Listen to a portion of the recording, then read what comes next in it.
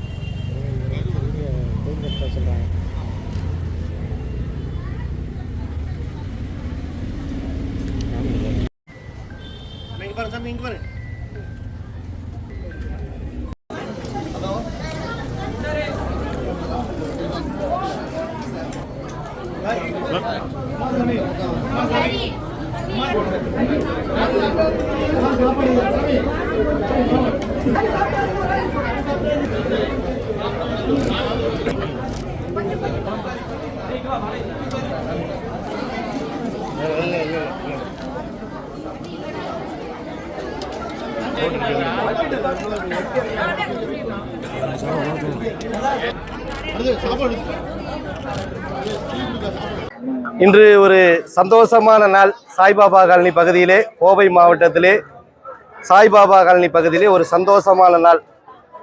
இன்று அருள்மிகு சிறு மகாசக்தி மாரியம்மன் திருக்கோவிலிலே ஸ்ரீ பம்பை வாச ஐயப்ப பக்தர்கள் கடந்த 20 ஆண்டு காலமாக தொடர்ந்து 20 ஆண்டு காலமாக அன்னதானம் வழங்கி வருகிறார்கள்.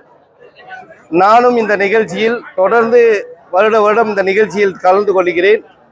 இன்று எங்களுடைய மாநில ஒருங்கிணைப்பாளர் MM ராமசாமி, எங்களுடைய நிர்வாகிகள், சாய்பாபா காலனி பகுதி திராவிட முன்னேற்ற கழகத்தின் செயலாளர் ரவி அவர்கள், வட்ட செயலாளர் கண்ணன் அவர்கள், அனைத்து மதத்தினரும் இணைந்து ஜாதி மதங்களை